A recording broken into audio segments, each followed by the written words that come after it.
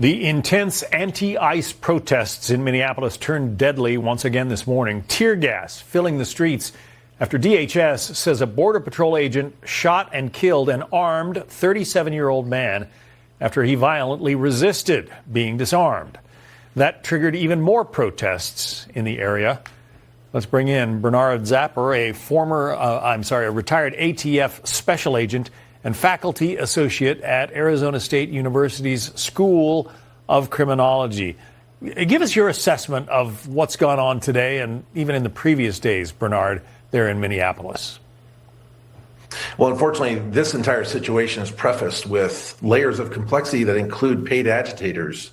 And, you normally don't have federal officers interfacing with protesters or crowd control or those type of things. Really, the mission for DHS, ICE in particular, and their other subordinate agencies is to go after their target list of people that are in the United States unlawfully and that are usually associated with criminal activity or they have a criminal history. Those are their priorities for DHS for removal. This is supposed to be removal operations.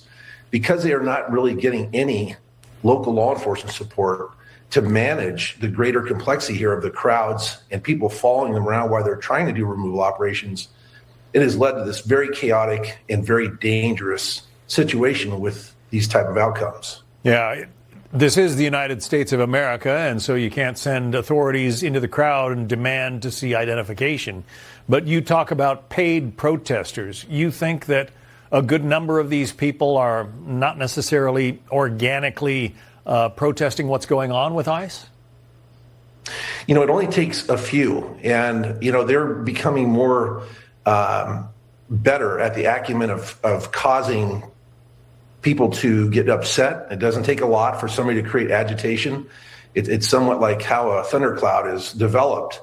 And so there's enough emotion going on here that it probably could have started organically, but it's being perpetuated and expanded with the paid protesters, paid agitation, but just the whole general sense and the optics of what's going on at both, I would say people who reside there, people who don't want to be removed from the United States as well.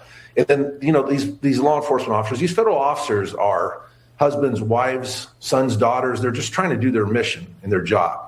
They're being placed in a very untenable position of crowd control and protest management, which is really not their function.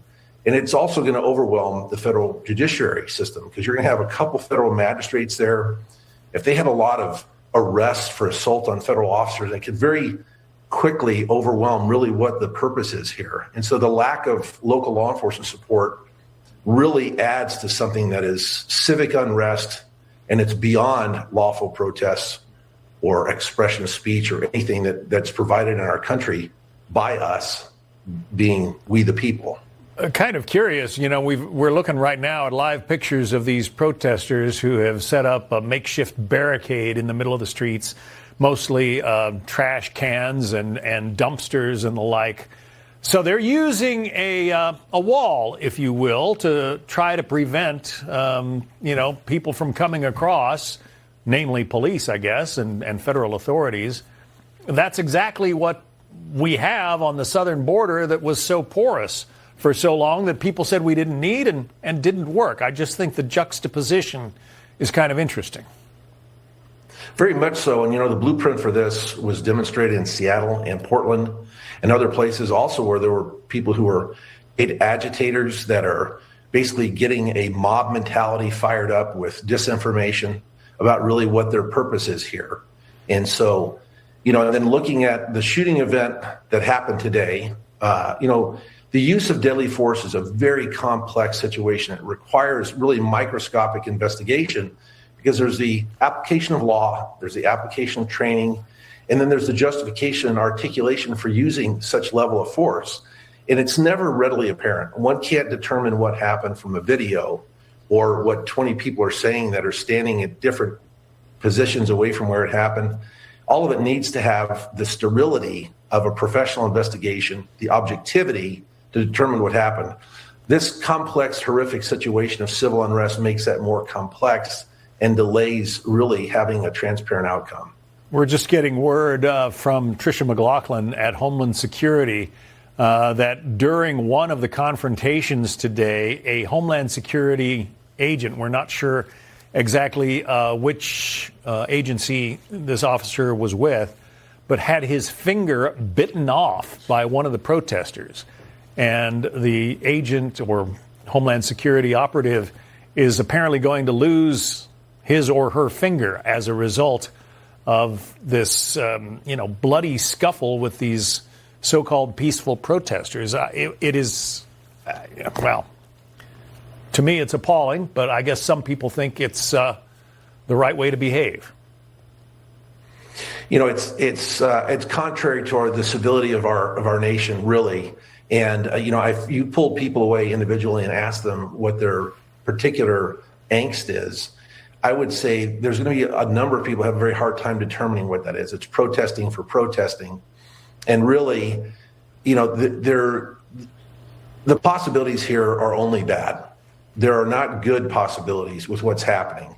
So there has to be some decisive leadership on how to take the steam out of some of this, because there's going to be more conflict and interactions, particularly in the case where you have people openly carrying firearms. And as I watched in some videos, they're mimicking like they're drawing a weapon to agitate the officers. I mean, it's just an unconscionable thing that we're doing in the streets of our great nation, and it's only going to lead to more potential harm on both sides. And it's something that has to be mitigated. But there are agitators. There are people that do not want to have any kind of peace in our streets. It's disruptive from what the real purpose is. And again, to remove people that are here unlawfully that pose a threat to the United States, mostly because of their criminal background, association of terrorist groups and criminal groups in other countries, which they have in Minneapolis. Interesting perspective. Yeah, you talk about people mimicking the drawing of weapons. I took a shoot, don't shoot course early in my reporting career, when the kind of thing that police officers are told to take. And I shot the wrong guy a couple of times because I just did. And I'm talking about a figurative shooting. But anyway, Bernard Zapor, thanks very much, Bernard. Thank you.